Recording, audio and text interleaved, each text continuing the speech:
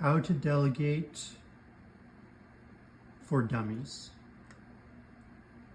So we now know that you're spending as much time as you can on the number 1 and 2 highest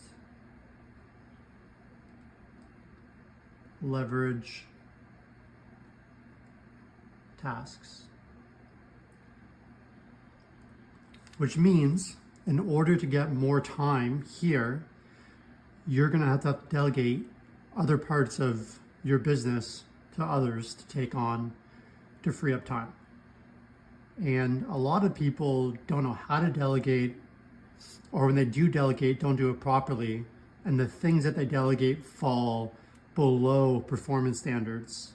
And now, even though they're leveraging their highest leverage tasks, a lot of the other parts of their business are going down. So overall, there's not a lot of progress being made. So you have to delegate things that you have full competency in. So if you're going to delegate something and you're not fully competent in it, then the byproduct of that is going to be a poor result. So for this conversation, we're going to talk about delegating things you have full competency in. So you're going to start delegating tasks that are lower to medium leverage.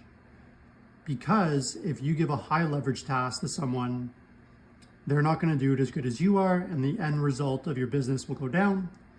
And when you start to delegate, you're building that skill and that mental muscle. So the first few times you delegate, it's probably not going to go super great or as well as you want it to. So you pick a low leverage task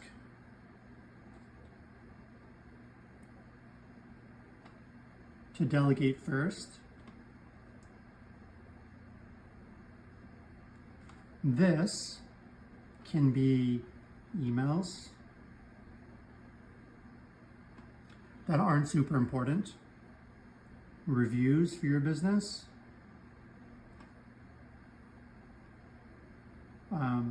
customer service,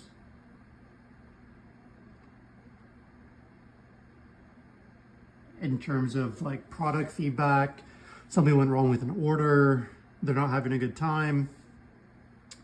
And so we'll start with reviews. So you have your Google business or your business on Google, and a lot of reviews are coming in. The best businesses respond to every review, whether good or negative. So you need to find someone who is medium to high agency. Then you have to sit down with them and show them how to respond.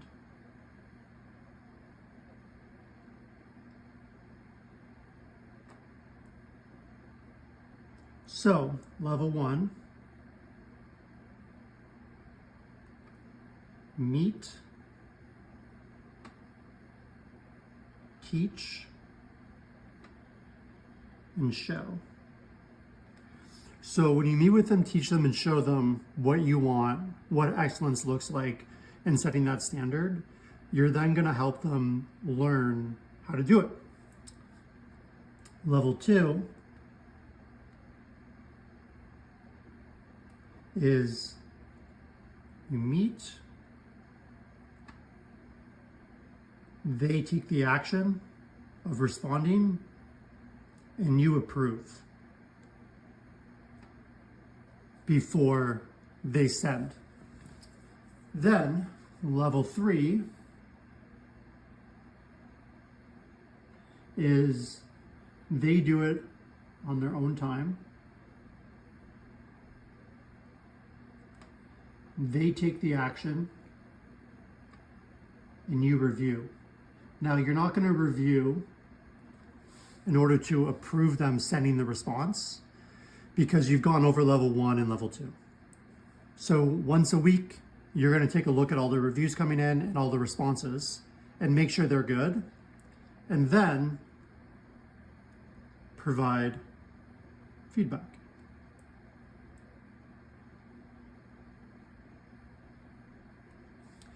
Now, this can take a long duration of time or short, depending on how fast they're learning, which is why you want to pick people that are medium to high agency, because they're going to be able to use iterations amongst failure to adjust and learn at a faster rate without always having to give them feedback. Then, once they are doing it on their own time, they're taking action, you're reviewing it, providing the feedback, and everything's going really well, your feedback will decrease. Once you're not giving feedback to majority of the reviews outside of ones that are more challenging, like really long posts and reads, then you do level 4,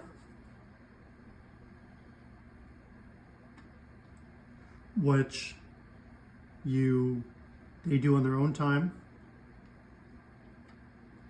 They're taking the action.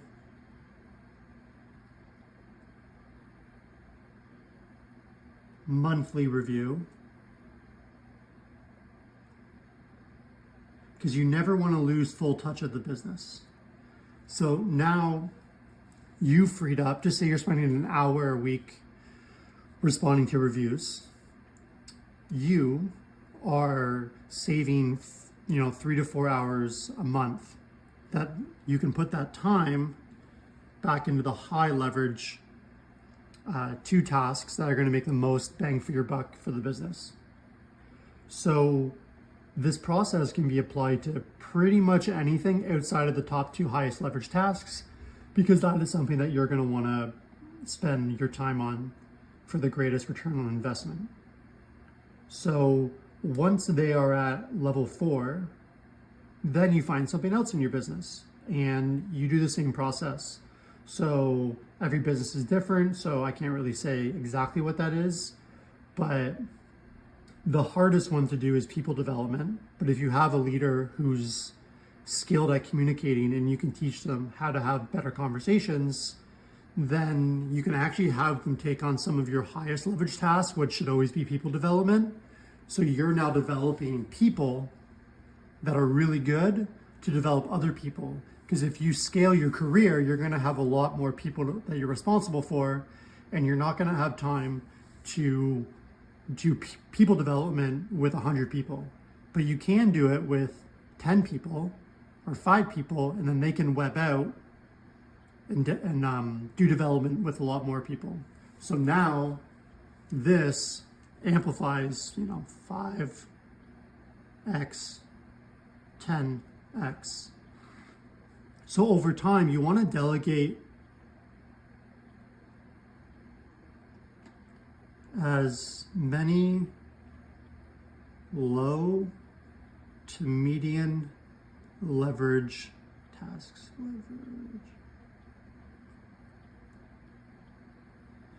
If you have 12 balls sitting idle on a table, the hardest thing to do is getting them all spinning.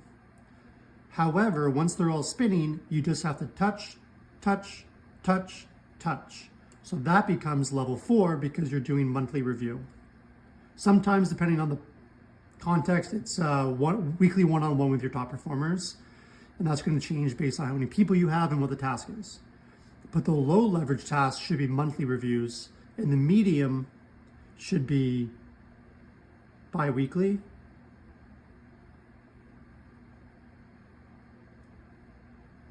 To weekly. So now, as you start delegating things off your plate and you're getting everyone to level 4, just say it's 6 things. Now this one task saved you 4 hours. So for conversation's sake, if all 6 things saved you 4 hours a month, now you're looking at what, 6, 12, 18, 24. You're looking at half a work week of time that you've now saved that you can genuinely invest into this highest leverage task. But you have to have full competency, and you have to practice on low leverage tasks, because at first when you delegate, you're not going to be as good at it, at that skill. So you want your risk tolerance to be low, that if it doesn't work, it's not going to hurt the business too much. And through this process, you're now going to free up a lot of your time. So when you're delegating, you might be at level 1 for weeks, 2 weeks. You don't graduate to the next level until they're fully competent on each thing. And then, as you can tell, as you start delegating more and more and more, you're going to start to win because you're spending a lot more time on your highest leverage task. However, if you delegate too many things or things that are high leverage, so if you delegate high leverage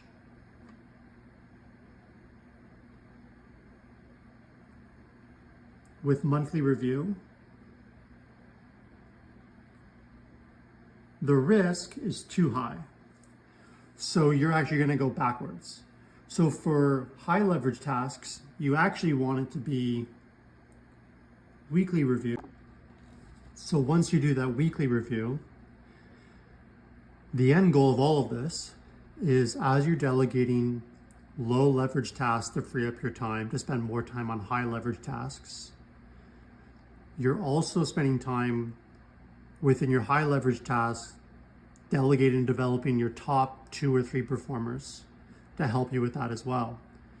So whether it's the business side or the people development side, one person can take on this business task, this one, this one, this one, this one, this one, and over the course of a month, you're going to save 20, 30, 40, 50 hours. And then for the people development side, if you have someone that's really good at communicating and developing people, but you can fine tune them to get even better, then if you have 100 staff, you can work through 5 people, and each one of those people can be responsible for developing 20 people through the same process. So between both, over the course of a year of doing this, the amount of efficiency and time you're going to free up is immense. And that is how you delegate for dummies and remove red tape and have tremendous results throughout the business without you having to constantly be doing all of the work. Until next time.